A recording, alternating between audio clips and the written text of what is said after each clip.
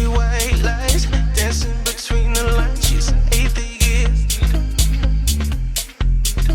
Carousels in her mind, spinning all in her eyes. She's an atheist. Hello and welcome to the Digital Freethought Radio Hour on WOZO Radio 103.9 LPFM right here in Knoxville, Tennessee. Today is Sunday morning, July 11th, 2021. I'm Larry Rhodes, or Doubter5, and as usual, we have our co-host Wombat on the line with us. Hello, Wombat. Vinny, I'll come help you. I'll be right there. Just give Daddy an hour. Who is that? That's my cat. He's going crazy in the background. You only have a cat. Excuse me. With us today, also our guests are Doubtfire. Hello, Doubtfire. Hello, hello, hello. And George Buffalo. Welcome. From New York. Boudreaux from UK. Hello, everyone. George Brown, Brooklyn, but he's in Tennessee with us and down there in Athens. Yes, good morning, everybody. And Dread Pirate Higgs, also from, well, out of the States. He's up in Canada. Welcome. Boy there. And a special guest this morning, Isaiah Diesel. And where are you located? You're in an out of the country location too, aren't you? Yeah, I'm located in South Korea. So good evening, 안녕하세요. South Korea, cool, very cool. International show right here. 안녕하세요. Digital Freethought Radio Hour is a talk radio show about atheism, free thought, rational thought, humanism, and the sciences. And conversely, we'll also talk about religion, religious faiths, gods, holy books, and superstition. And what's our topic today there, Wombat? Today we're going to be introducing one of our new friends, Isaiah Diesel, and talking about should we be judged by our actions. But before we get into it, we have a full house of people, international show, I'm digging it. Let's all gather together for a moment of respect to appreciate this wonderful moment by leading it up to our own Dread Pirate Higgs for our weekly invocation. Arr. I'm going to don my holy colander. Give me a second. Go for it. From the Church of the Flying Spaghetti Monster. Oh, a red one this time. Finally, brethren, whatsoever things are true, whatsoever things are honest, whatsoever things are just, whatsoever things are pure, whatsoever things are lovely, whatsoever things are of good report, if there be any virtue, and if there be any praise, think on these things. And that is from Saul of Tarsus in... lead us in our ramen, Dread Pirate. Dread Pirate, where's our ramen? Oh, you can't hear without us. Oh, you can't hear us. Where's our ramen, Dread Pirate? Ramen. Thank you. Can't leave that. Got to get that bit. Okay, so guys, we have a really cool opportunity to introduce a new guest coming all the way from South Korea. That's a surprise for me. 안녕하세요, Isaiah. 반갑습니다. Okay, cool. I only know that and Kogi. Those are, and then a bunch of K-pop. What else are you gonna do, right? But I want to crack into like everything that you're doing on there, but I just want to check in with everybody else on the show.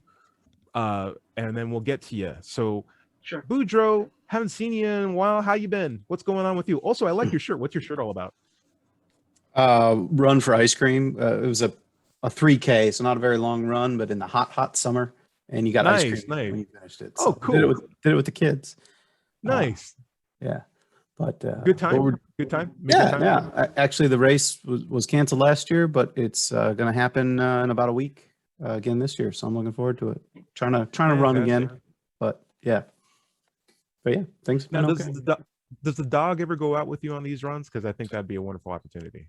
We have a new puppy. She's about 8 months old, so we try not to run her too much because that's not great for. But she goes for a couple miles, and she'll be a runner. I think she's about 50 pounds too. So nice. Scott, what's going on with you? And are you still on tour? How have you been?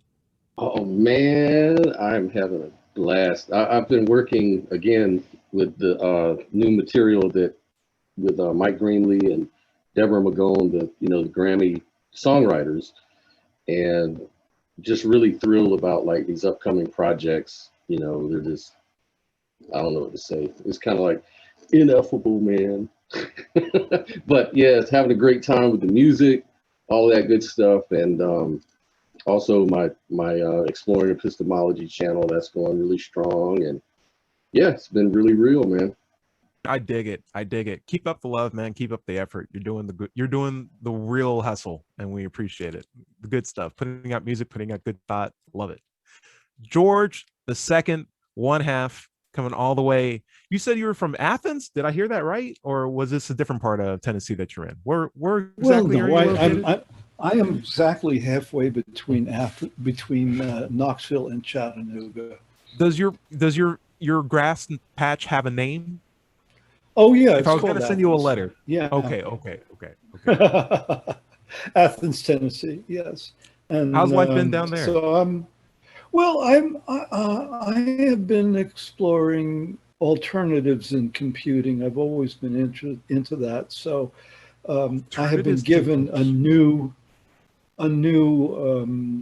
laptop machine to explore. And I work in Linux. I want to be really off of the commercial computing grid. I totally get you. Why don't you just get an abacus? Why don't you just get an abacus at this point? I don't even know what an advocate is. What is it? I will happily show you after this conversation. Okay. But in general, I'm very opposed to surveillance capitalism and surveillance on the net. So I take special efforts to avoid being surveilled. Yes. If they can't use it to get rid of climate change, why do we have it in the first place, right? Okay. Dread Pirate, I love that red colander. Was that a brand new one, or was it only one that you used for special occasions? No, that's actually used for firefighting purposes. The red fire colander in case something burns on the stove. Okay. I don't imagine it can hold water very well, right? So how does that thing work? Is it faith powered? Yeah, that's it. That's it's just so people recognize the fact there's an emergency. So for videos of the show, you have a T-shirt that has some text on it. I want to know what that's all about. Demand evidence and think critically. That's what he says on the shirt. Love it. Dreadfire, how you been? What's going on with you? Good. A couple of really good things. Recently, I think I mentioned it last week that Australia had been denied forming a religious organization or a nonprofit. So we've started a campaign through our International Pastafarian Captains Conclave, which is our international captains group, to do a letter writing campaign to the Australian ambassadors to our country in support of them being able to do as they wish, just like anyone else. And also we got together yesterday to talk about, I mentioned this before, the World Truce 2021, which is this initiative that Pastafarians around the world are looking to lead in order to form a delegation to the UN and request a special day in November, or 2 days, November 20th and 21st, to be a day of truce. Just like the Christmas truce in the First World War, very same sort of idea, but having it secular and, led by Pastafarians. So do we have other days of truce that are recognized right now, or is it a grab bag or outdated? What's going on?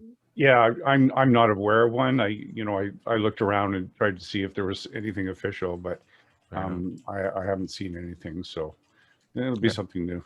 Just a call for peace in November. No, not peace. Peace. Or peace temporary is peace. Peace is a goal of a longer journey, right? So truce is the time that you get to sit down and have conversations. Peace is when you've done all that negotiating and understanding one another and coming to terms with each other's differences. So truce is just the time to contemplate those things.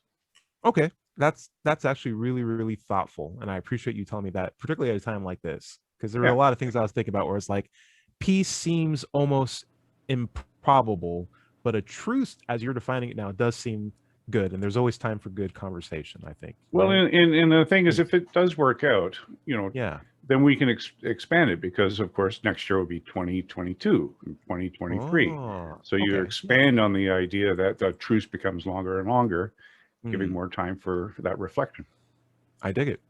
Yeah. George Buffalo with the tan, you look like a guy who spent some time on a boat, houseboat. What's going on with you? How you been? More from my gardening. But no, that went very well, and Eric and his family shared in that. But I guess what I've done new very briefly is took a very interesting trip to Cherokee, North Carolina, at below Gatlinburg. It's in the middle of the Cherokee Indian Reservation, and I learned a lot about their culture and these wonderful peace-loving people. You see over here some artifacts that I brought back, a bow and arrow. Why don't you talk to me about some of that stuff? Yeah. A blowgun at the down on the bottom. And in the middle. Okay, so back up. You just said peace-loving people, and then you point at two weapons of like, and there's this peace-loving rifle, and here's this peace-loving dart. You're overthinking it. You're overthinking it. About 15% of their diet was meat, and they used both weapons, not as weapons, but as ways of sort of stunning their prey, which mostly birds, pheasants, and the like. And that's what they were used for. Actually, the blowgun works, but it's got a very mild impact, but it's enough to stun a potential meal, and then go and grab it. But really wonderful history of those people, and of course they suffered like so many of the American Indian tribes did, and they were forced off their land. Right. But enough of them stayed in the mountains so that when it was time to establish the reservation, or where folks came around to giving reservations, they were there. And now they have a casino, so they're doing very well. Okay. Let's hope for a long lasting wellness for a lot of the let's hope they keep control of the casino. It's the most important thing. I'll tell you this, I went into a Ted Sporting Good this weekend, and I was expecting there to be sports equipment, but it turns out Ted Sporting Good is for sporting equipment, which is not sports but hunting, and that made me upset. Because I was like, where's your disc golf discs? They're like, we don't have them here. I was like, you have sports on the signs. Like, no, we do sporting, completely different thing. I'm like, that ing. Doubter 5, that was my weekend. How was yours? Oh, it was fine. Uneventful. It rained, so I didn't get to work out on the deck as much as I wanted to. Just watch TV, play it on the computer. It just wasn't that much to it. Not that much to it. Nice and keeping it simple. Okay, just trolling on the internet, making people angry, making some memes. I do that as well. True. Okay, cool. Don't troll.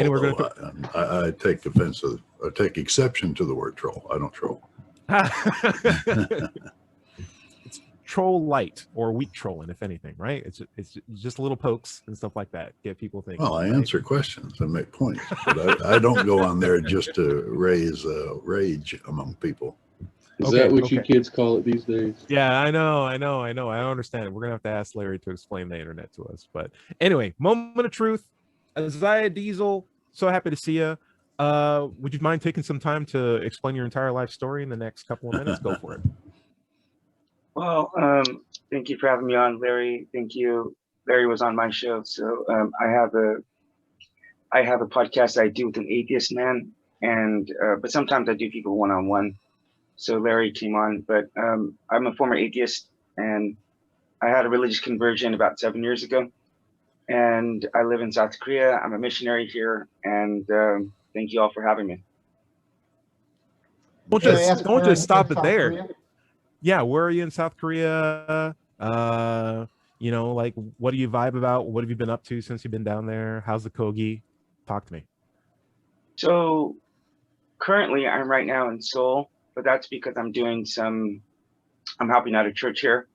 But I live at the bottom of South Korea, which is called Mokpo. And it's kind of like out in the countryside. So yeah. I moved from Seoul to go out there.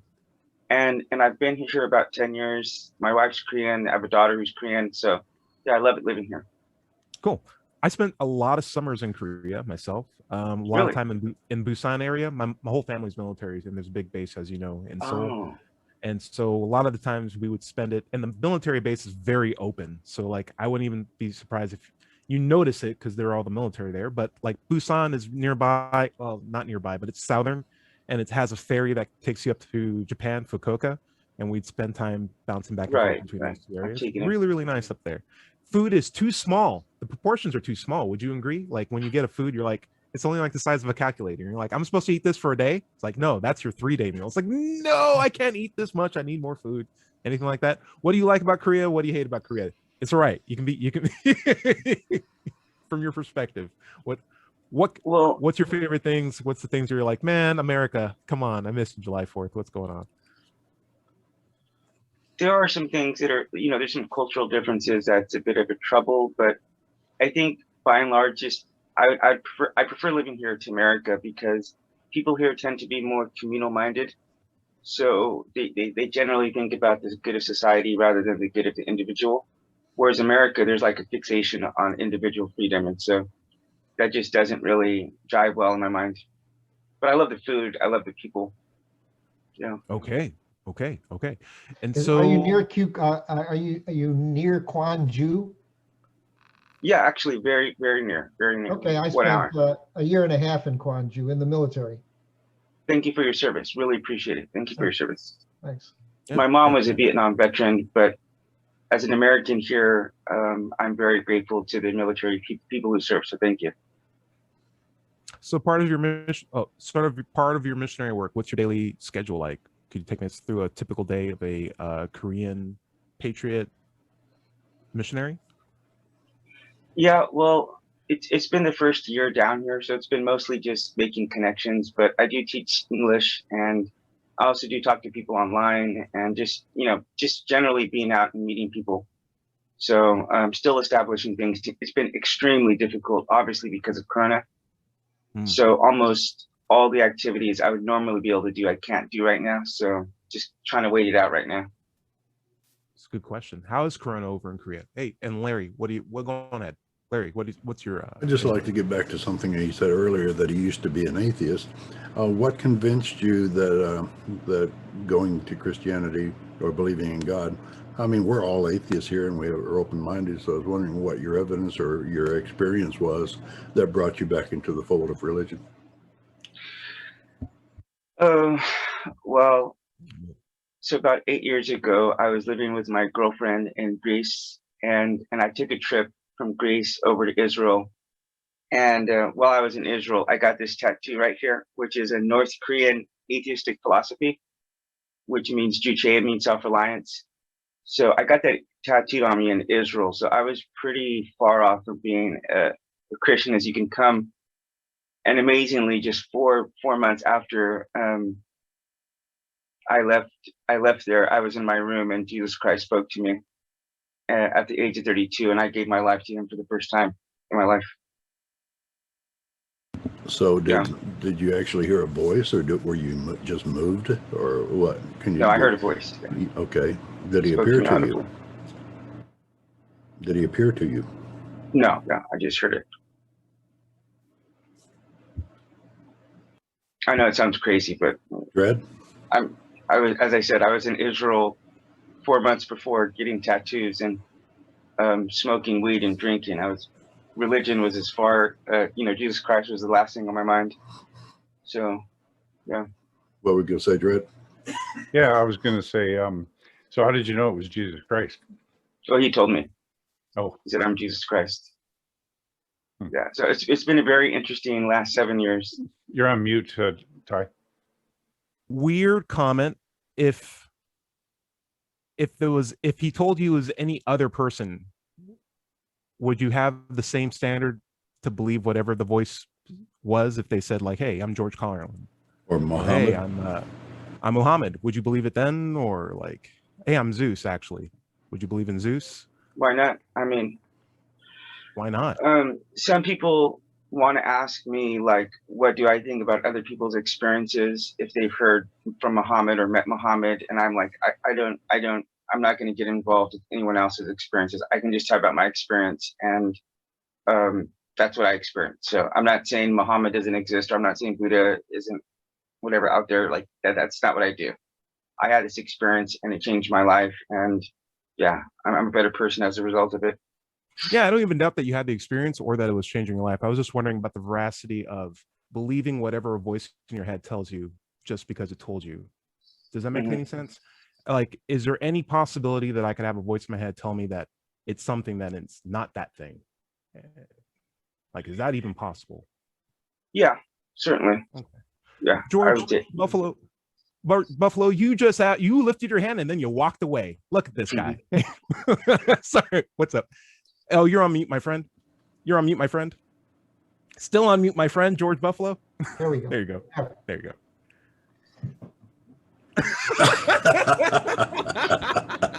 For our That's a radio mic drop, audience, isn't he put himself on unmute and left the room. I guess he had. Maybe I could ask a question. Yeah. Yeah, Scott, go for it. Yeah. Just this is an epistemic question. So, what method would one use to distinguish between imagination and God speaking to them? Or auditory hallucination. Or a way to know the difference? Well, okay, so you speaking in general? In general, what's yeah. a good way to know that a voice in your head is actually what that voice is compared to a hallucination? Okay, so in general, I would say if he's able to confirm something externally, which I can only speak for my case, which he did multiple times. So, for example, one of the times he used someone else to tell me one of the things that he told me, which was part of multiple different things that he used to confirm what I experienced. But I would say, yeah, some other kind of external confirmation that would be good. Oh, okay. External confirmation. Would you be open to doing one right now? Or does the voice only talk to, like, could you externally ask this voice to confirm something for you right now, or does it only work when it's convenient to the voice? So just let me tell you how that works in my own personal life. I don't know, maybe there are other people who can, but in the first 6 months afterwards, or maybe about the first 5 months, I believe he spoke to me about 6 times. And then I literally did not hear one peep for 5.5 years until I got onto the mission field. And then when I got into the mission field, he spoke to me again. And now it's been an entire year where I've not heard from him. So difficult to test. I never know when he's going to speak to me. So I have no idea. Dread Pirate? Dread, you're on mute. Yeah. So I was wondering if there was anything that you can think of that would disconfirm your belief that what you heard was what you heard. Probably not, honestly. It's been 7 years. And mind you, prior to this, like, my parents are ministers. I went to Bible college. I became an atheist while I was at Bible college. I got all the world religions tattooed on me later on. And I was even served as a missionary for some time. But so I did all the things on the outside, but I didn't have an experience with Jesus Christ. So at the age of 32, after that, it was a life-changing experience. It just, sure. I mean, even if I found out it was a lie, I'd still want to believe it because it was so drastically changing on my life. For example. It's a short show. I just want to make sure we get to Scott's question, but it sounded like, at least so far, it's unfalsifiable. You want to believe it. Your parents were missionaries, and what was it? It's utilitarian. Sporadically testable. It's utilitarian and it's sporadically testable. Scott, what's your questions before we head out to the break? I was just gonna throw this out for some of our Christian listeners and others that I know listen in, at least go back to the show. So there's a lot of Christians that will say, well, Jesus doesn't speak to people like that anymore. That's not scriptural. And then they'll say, if you heard a voice and the voice confirms things externally, that's the devil, man. How do you respond to that? Well, first of all, my family, when I told them what happened, they did make me seek counseling after. And so I did go to counseling for a year, and I've definitely had a lot of people tell me I'm crazy, that I'm a liar, and so on and so forth. Even a lot of Christians, I have told a lot of Christians, and I have heard a response that says like basically what you said. So if it was a devil, then I mean, I don't have any way to confirm it was or it wasn't a devil, or it wasn't some kind of alien who was shooting audible sounds at me, some kind of sound waves. Sure. But I don't have any way to confirm that. I know what happened.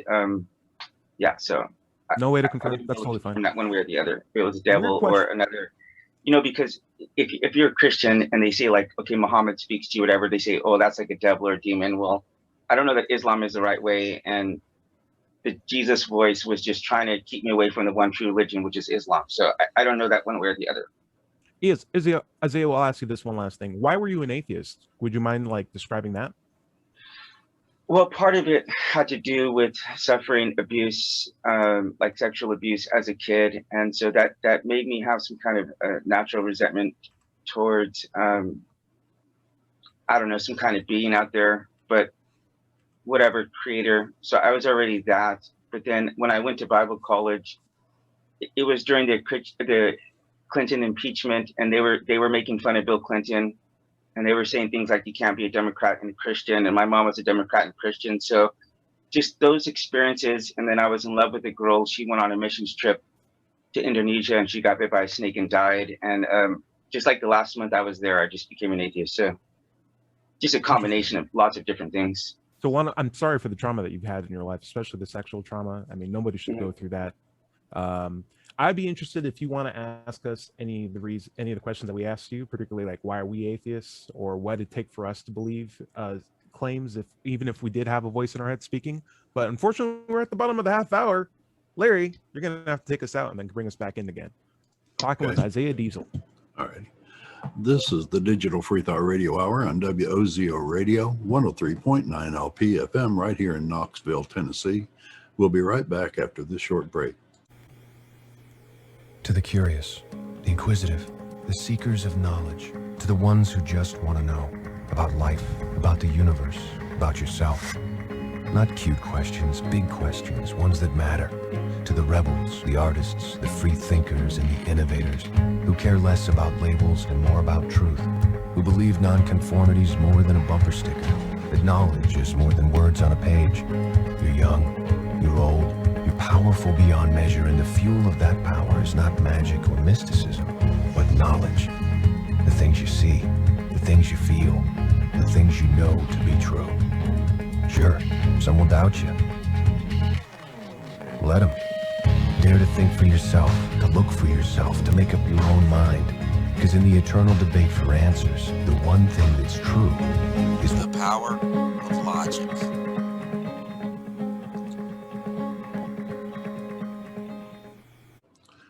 Hello and welcome back to the second half of the Digital Freethought Radio Hour on WOZO Radio, 103.9 LPFM, right here in Knoxville, Tennessee. Today is Sunday morning, July 11th, 2021. Let's talk about the Atheist Society of Knoxville, or ASK, for just a moment. Founded in 2002, we're in our 19th year.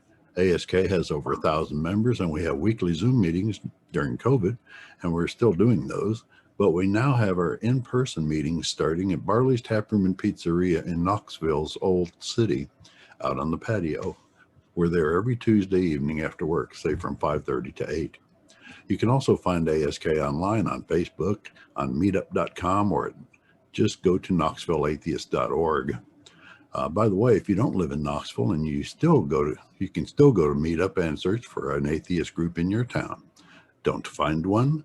Start one. Start one. Right. And where do we want to pick up there, Wombat? All right. So we were talking to Isaiah Diesel about some things involving his path from his identification as an atheist to his identification as a Christian. Was that fair? Isaiah? Okay, cool. He's currently a missionary in Korea doing some good work there and helping out, I imagine, during COVID. We appreciate the work that you're doing. What we'd like to be able to do is have a chance to have the questions that we had asked you sent back to us. And so we made a really short list about, What made you an atheist? Is it important to have beliefs that are falsifiable? Is personal experience reliable? How would you confirm a voice in your head? Why is it important to have high standards of evidence? We don't want to just put you on the plate. We'd hopefully like to share our answers as well. And I actually start with a roundtable question on why are you an atheist? And we can start even with Boudreaux. Boudreaux, why are you an atheist? Or why did you become an atheist, if anything? Yeah, mostly I just wasn't convinced of what was being told. And of course I was, brought up Catholic, as we've talked about in the past, but it just didn't sound believable.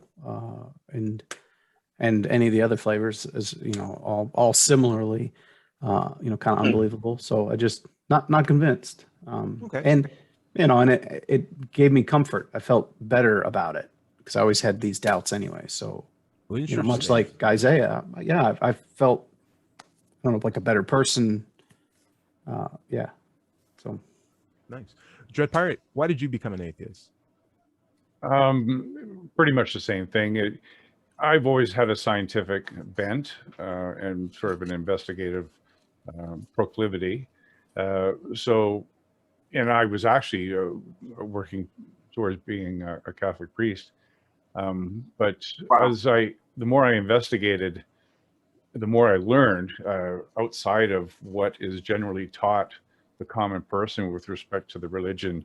Generally, it's cherry picked so that the most favorable aspects of Catholicism, for instance, are the ones that are put out there mostly for the flock. And as I investigated more in a more studious fashion, the more I realized that the contradictions were just overwhelming. And then, of course, my investigation spread to other consideration of other religions and the conflicts, or the fact that they're all mutually exclusive, and the additional fact that over the 100,000-year history of humankind, 99% of all religions are no longer in existence. So it just seems like, to me, it just became glaringly apparent to me that there was something wrong with that. So, and I do want to just make a distinction here, and perhaps this is something that I should have done way earlier, but when I say atheist, I don't mean person who believes that there is no God. I just mean someone who doesn't believe in a God. Or doesn't have sufficient evidence to be convinced that a God actually exists, right. Which is a nuanced statement, but it's a very, very important one, because we're not making the claim that no God exists. We're making the claim that we don't believe in any God claim. So it's not an issue of we know that there's no God. It's that we don't believe people who say that there is a God. And so that we are asking for evidence to be convinced that that's true. And until then, we don't believe. It's a lack of belief. It's not a statement that we know that there is no God. Just making that point. Scott, why are you an atheist? So I guess the reason I'm an atheist is I decided one day to be very honest with myself and others, and also be genuine in my beliefs. So I never had like a personal revelation from God. And reading the Bible, reading the Quran, exploring Hinduism, it seems like the method that people use to get at those beliefs are all the same. It's faith, it's taking the what is written as gospel or as the truth. So, but they all come to different beliefs, even within the religions themselves. So it all kind of created a lot of doubt in me. And so I left Christianity as a result of it. I just got to the point where I couldn't be honest about it, or I couldn't be dishonest and lie to myself and others anymore. And so I just decided to be more honest with myself and live my life accordingly. So for me, it just seems like I cannot tell the difference between a hidden God and one that doesn't exist. Until I can, I'm just going to withhold belief either way. I like that. Obviously, I like that. You're talking to the choir right now. I'm going to actually throw it up to Brooklyn George. You're going to be an interesting case, Isaiah. I think this will be an interesting story. George Brown, why are you an atheist, and why are you still an atheist? Well, first of all, I was simply brought up without God, and I was brought up without religion. These two things were simply not present in my household. My parents were atheists, and I think each one of them had their own reasons. And I'm not privy to know exactly what they were, but they were both, I would say, free thinkers. And at times we attended the Brooklyn Society for Ethical Culture, which was a humanist organization. And I was dragged off to humanist lectures, I think from the age of 4, when I didn't understand a bit of it. And in a way, I still don't. So my cultural background is Jewish. And so it's like I'm a double outsider in this culture in the United States. This is a very Christian-oriented country. And so the belief system simply has never made sense to me. Okay. George Buffalo, listen, I know you're going to say something scientific. I want to pressure you not to mention anyone whose name begins with the letter S or mention any curves of Gaussian nature in this explanation. But why are you an atheist, my friend? Also, take yourself off mute. You've had the whole thing backwards since last half of the show, the whole half of the show. There you go. So just hit the mute button again. Yeah, there you go. There you go. Okay, right. so I've always been a scientist, but even before that, I've not been an adherent. I'm an independent. I'm not an adherent. I like that distinction very much. And so that's where I come from. I always have.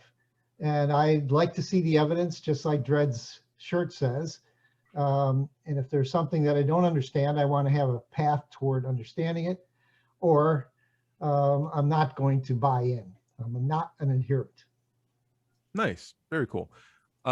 Larry, I'm buckled up. You ready to do this? Yeah, I'll try to keep it short. Save some time for me. See? All right, I'm buckled up. Yeah. Larry, why are you an atheist? Well, I was born into a Baptist family, so I was raised Christian. But from an early age, it was mainly the outrageous claims that made me skeptical. Talking snakes and donkeys, parting of the waters, the ark and the global flood, Tower of Babel, virgin births, angels, etc. But later on, I went through high school and the Navy, and then got into college before I ever started really questioning it. I met an atheist, and during conversations with her and studying anthropology, physics, and geology in college, which gave me the ascent of man, the age of the earth, and the how the universe is working, basically, I lost all belief in anything supernatural at all. Souls, sin, heaven, hell, all of that. And I've been an atheist for almost 50 years. Oh, very, very cool. Very cool. Very cool. And look, Larry didn't even mention souls. Eric didn't mention Sam Harris. George Buffalo didn't mention Gaussian curves. You guys are all doing wonderful. Keeping my blood pressure low. I really appreciate that. Isaiah is looking a little confused. Sorry. There's just there's these buttons that everybody keeps hitting all the time. I'll do mine real quick, and then we'll get some feedback from Isaiah. Simply put, the reason why I'm an atheist is because I've raised my standard of evidence for the things that I deeply care about. And really for everything, really honestly, and for the things that I deeply am concerned with and the things that I desperately want to know more about, I've raised my standard of evidence such that when I think about things that are generally mundane, like, did I go to the gym today? Am I a black guy? Does my mom love me? I can find enough evidence to support that and be reasonable with it. But for greater claims that are a bit more complicated, like, does a supreme being exist over everything? Or is it possible for someone to break the laws of physics to feed a bunch of people fish or offer dietary advice through a talking snake? I get a little I need a little bit more evidence to support those claims. And not to be cheeky, but it's essentially just, I haven't been convinced that those claims are even feasible for me to begin belief in them. Not to say that they haven't existed, it's just that they're not an option for me to begin believing in until I have better evidence to support it. In fact, I found that there are much more mundane explanations for a lot of the things that Christianity or other religions may claim to be the answer for, that I found explained much more better in secular fashion.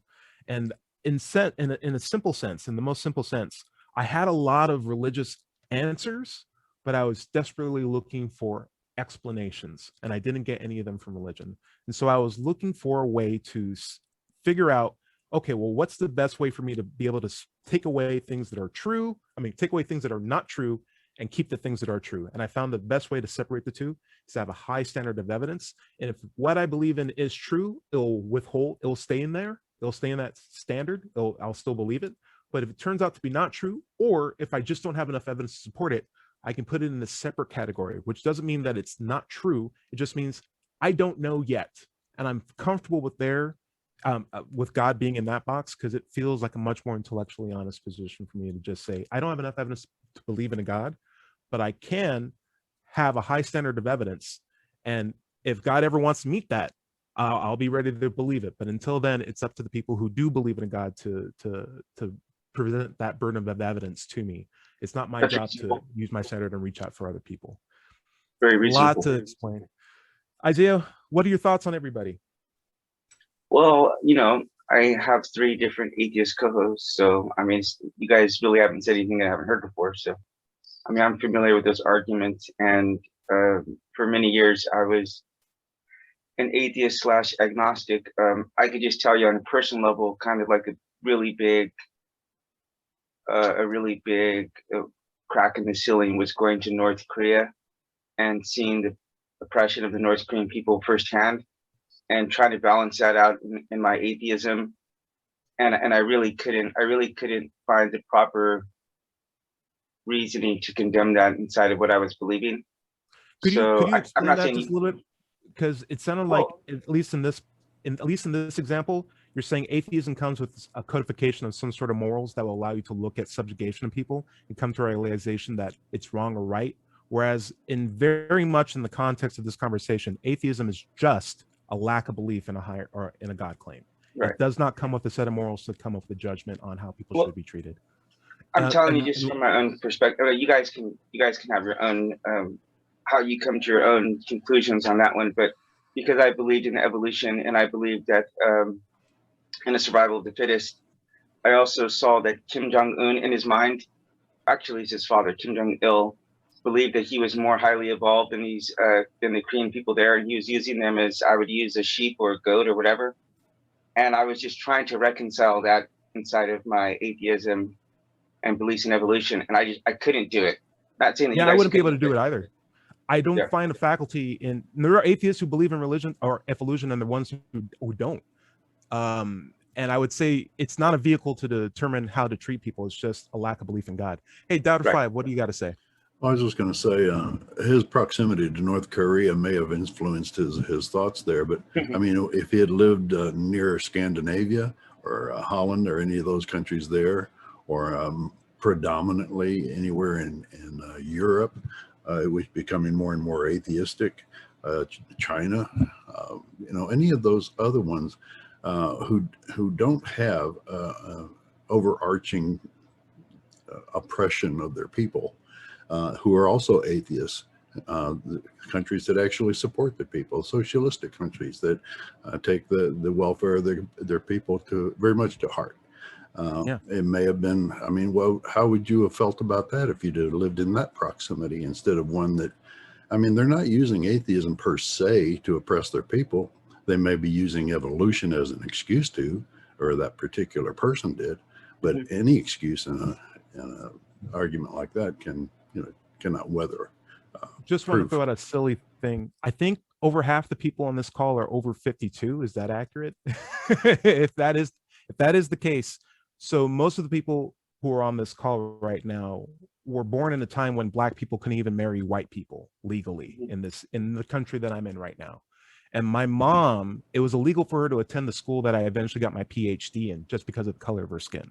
So like there's been subjugation. We don't have to look across seas to find subjugation. I know we're an international show, but I can look at my window and still see attitudes of people who living through generational changes that are stymieing and inhibiting progressive change that are necessary to just allow Black lives to matter as much as everybody else's in this state that I'm in right now.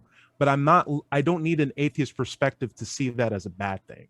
Like I have a set of morals on just humanism or just how people should be treated with egalitarian values that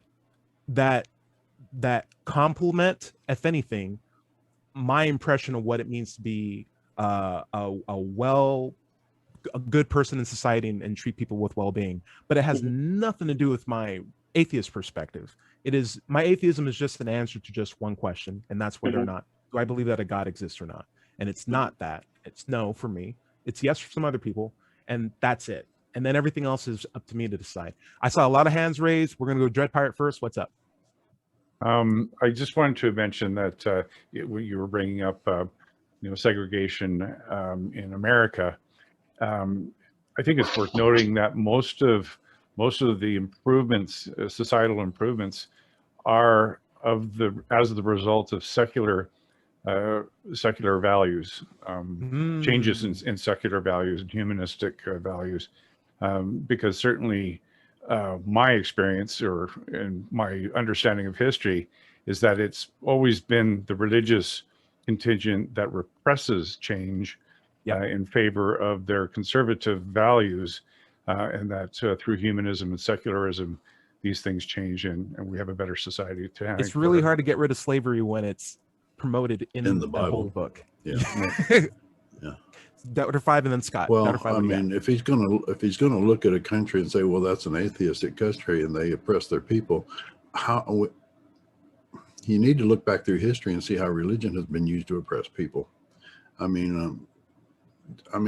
got a whole blog page. I think I sent it to you one time that you could look at what religion and superstition is responsible for. But I mean, just looking at the Inquisition, like 400 years of human oppression in the name of Jesus. You've got to take that into account as well, I would think. Yep. Scott, what do you got? Yeah, I just wanted to make sure we weren't talking past Isaiah here, because I think I may be wrong, but I think basically what Isaiah is saying is not that Christians can't do bad things or Christians can't, impose bad policies in countries. I think what he's saying is that if your grounds for morality is evolution, then it should be no surprise that you have a North Korea. I agree. So I think that's mainly what he was trying to figure out in his atheism, that it provided no answer for with regards to evolution and naturalism. But I would just to maybe push back on that idea to maybe help you understand is that empathy and being humanistic is also a product of evolution, if evolution is true. Because we see animals being empathetic towards their common tribe or animals like apes and dolphins and actually cross species too.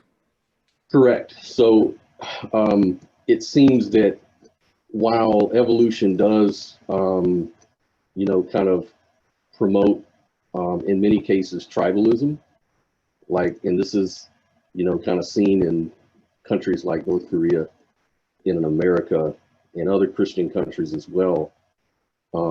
It also promotes,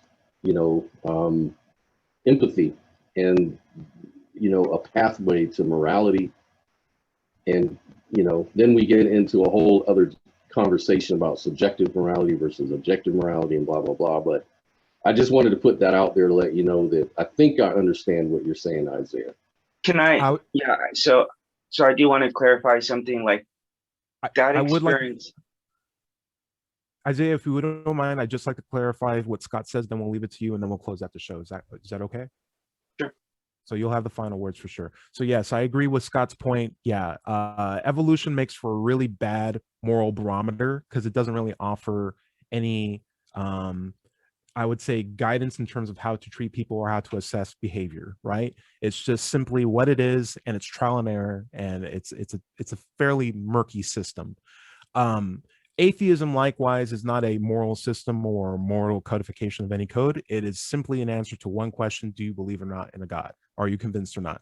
And so what I do find appealing behind Christianity is not only is it an answer on whether or not a God exists, but it also comes with a set of morals and a set of dogma to follow, which can make things a lot more clear. And the thing would be not so much for us to assess whether or not that's a good moral code. It's just an issue of, for us, are we convinced that that is one that's given to us by a God or not? And if we're not convinced, then it's just another set of morals that are provided to us by, most likely people, and then Society. By society. And then, if that's the case, is that even the best one, or has society come up with an even better codification of rules for us to follow? And then what would be the better set for the best consequences of behavior? And I feel like I have found a higher standard of principles to follow than one that's been codified in a book multiple thousands of years ago, that I know for a fact has actually been used to propagate a lot of harm and distrust among people today, and ones that we're still affected by today. I know we're getting close to the show. Yeah. Isaiah, final words. What do you got? We'll give it to you. Yeah, your criticisms about religion, like I share the same exact concerns, and I have a degree in history, so I definitely understand that. My experience in North Korea, I'm not saying God exists because of that.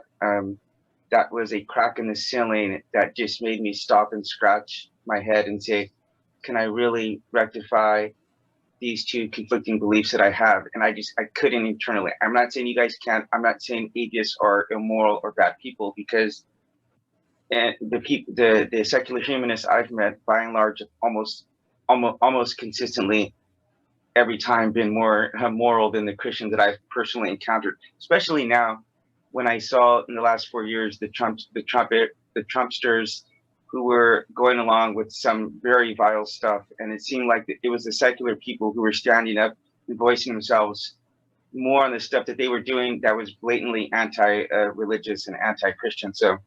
Yeah, that was not intended to bash you guys, say you guys lack morals. It was just a matter of I was presenting my own experience. So yeah. Thank you guys for hearing me out. Sure. Thanks for hearing us out. Yes. Getting down toward the end. Wombat? Oh, Fred, go ahead. You're on mute. Yeah, I just had a comment here from Data's Trading Room. When you talk about North Korea, of course, many of you ought to know, I've heard in the news that what happened here at residential schools in Canada. So he makes the comment, how about what's going on in Canada now with the Catholic Church, who oversaw essentially the deaths of over 1,500 Indigenous children. That we know of so far. So, yeah, it's certainly not limited to fascist countries. Religion sometimes has foul effects in more liberal societies. So. I also was fortunate enough to spend a lot of time in Sweden too, and I can tell you that's a very atheistic society. That's where I actually came out as an atheist. It was so open for me to be able to do that. And for every North Korea that's presented as one extreme, I can just as easily point to Sweden and be like, look, but this is the exact same thing, and everybody here is happier. And if not, at least the metal music is fantastic, right off the vine. So good, so good. All right, Boudreaux, what would you recommend? Isaiah, what's up?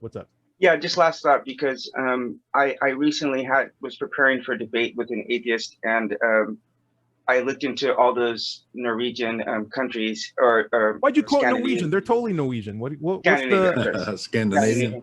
Swedish. And it was like almost all of them, with the exception to the Netherlands, which I went to, had at least a 75% rate of belief in God. So this idea that they're like all or most atheists is a total. It's just not true. I'd like to see your source on that. I live there. So it'd be interesting. I can show you my card there too. Yeah, World Factbook. Anyway, every one of those countries were at least 75% either Lutheran or Catholic or. So yeah, there's a myth that they're mostly atheists. It's 25% of them. Interesting. Yeah, even Sweden. I'd like to see the source.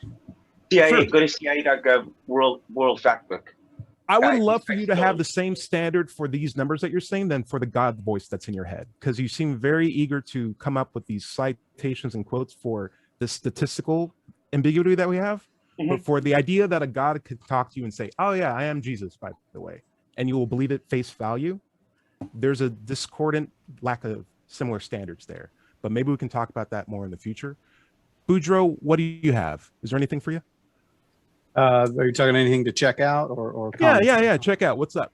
I did want to point out, this is maybe a bit silly, but as everyone's looking for things to occupy their time, sometimes there's a Netflix show called Manifest that I just got sucked into. And Isaiah, I think you'd like the premise of it because it's actually all about callings, like hearing voices and having them fulfill these things to almost pass a test or something. So it's actually it manifest. Yeah, a bunch of people were on a plane and the plane disappeared for 5.5 years and then came back. But anyway, just my point, I think with it's a fun, entertaining show. But I think the interesting part about it is there's a lot of conversations about, you hear these voices. How can I trust that you heard that voice? And then the trick of the show is they actually come true. So they hear a voice and it says there's a kid buried here. They dig it up. There's a kid. And they're like, well, did you put the kid there? No. I heard the voice. And it gets into a really interesting, I don't know. There's some evidence. All of a sudden he's under arrest for murder. Right. And I am sorry, we ran out of time on the show. So Larry, why don't you just take us out? Okay. Let me get to my point. This has been the Digital Freethought Radio Hour. Be sure to check out the digitalfreethought.com/blog. Be sure to click on that blog button for our radio show archives, atheist songs, and many articles on the subject. If you're interested, I have a book out there called Atheism, What's It All About? It's available on Amazon. If you have any questions for the show, send them to askanatheist@knoxvilleatheist.org. And if you're a member of a clergy, you're a preacher, pastor, or priest, but no longer believe in the claims of religion, there's a group for you. Help. It's called The Clergy Project. Go to clergyproject.org for more information. If you're watching this on YouTube, be sure to like and subscribe. Remember, everybody is going to somebody else's hell. The time to worry about it is when they prove that heavens and hells and souls are real. Until then, don't sweat it. Enjoy your life, and we'll see you next Wednesday. Say bye, everybody. Bye, everybody. Bye-bye. Hi, everybody.